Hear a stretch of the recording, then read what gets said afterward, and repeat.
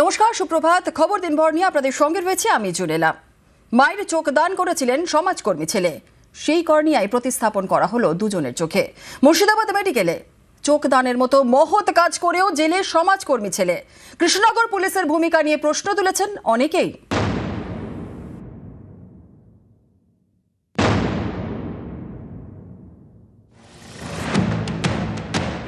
মা চেয়েছিলেন চোখ দান করতে, সেই ইচ্ছে পূরণ করেছেন সমাজকর্মী ছেলে আমির চাঁদ শেখ।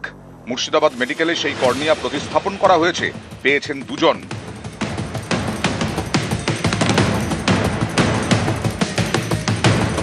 সোশ্যাল মিডিয়ায় পোস্ট করে আমির চাঁদের পরিবারকে কুর্নিশ জানানো হয়েছে।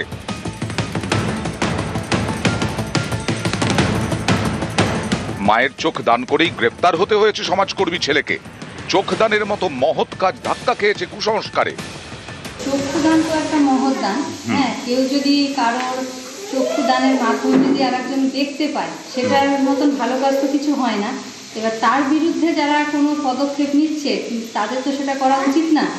তো এর জন্য আমরা যারা এটার বিরুদ্ধে, তাদেরকে ধিক্কার জানাচ্ছি। সব থেকে আশ্চর্যের ব্যাপারে আমির চাঁদ শেখ যে তার মায়ের যে চক্ষু দান করেছে, সেই চক্ষুটা মুর্শিদাবাদ সরকারি মেডিকেল কলেজ, তারা সেই চোখ গ্রহণ করেছে এবং শুধু তাই নয়, তারা সেটা প্রতিস্থাপনও করেছে এবং সেই মর্মে তারা সার্টিফিকেটও দিয়ে দিয়েছে। তারপরেও মানে লজ্জায় এই সরকারি ব্যবস্থা, এই পুলিশ এবং বিচার ব্যবস্থা তাকে জেলে রাখতে পারে।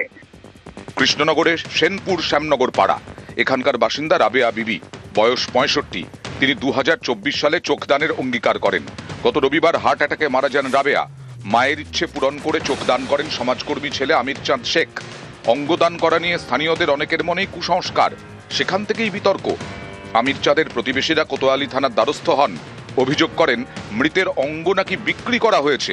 চোখ দান মহৎ কাজ এবং গণতান্ত্রিক অধিকার, তা সত্ত্বেও আমির চাঁদ ও তার পরিবারের 5 জনকে গ্রেফতার করে পুলিশ।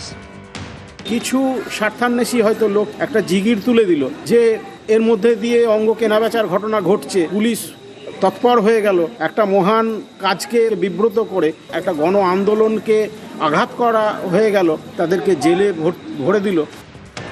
অনেকেরই মত, এই ঘটনায় পুলিশ অতি সক্রিয়তা দেখিয়েছে।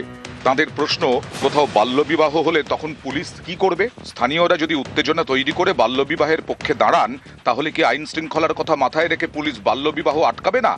অঙ্গদান নিয়ে সচেতনতা বৃদ্ধির বদলে কেন গ্রেফতারির পথে হাঁটতে হলো? যারা এই কর্নিয়া দানের ক্ষেত্রে আমিরকে আজকে আমিরের নামে এফআইআর করে, মিথ্যে এফআইআর করে তাকে জেলে পাঠালো, কিন্তু তাদের কখনো কর্নিয়ার দরকার হতে পারে, তাদের রক্ত দরকার হতে পারে। এই রকম আমিরদের মতোই মানুষেরা কিন্তু কর্নিয়া দান করেন বলেই আজকে মানুষের অন্ধত্ব কাটার যে জায়গাটা তৈরি হয়েছে। মৃতের ছেলে সহ 5 জনকে অবিলম্বে মুক্তি দিতে হবে, এই দাবিতে সরব বিভিন্ন স্বেচ্ছাসেবী সংগঠন।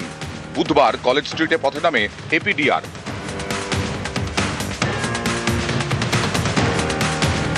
নিউজ 18 বাংলা।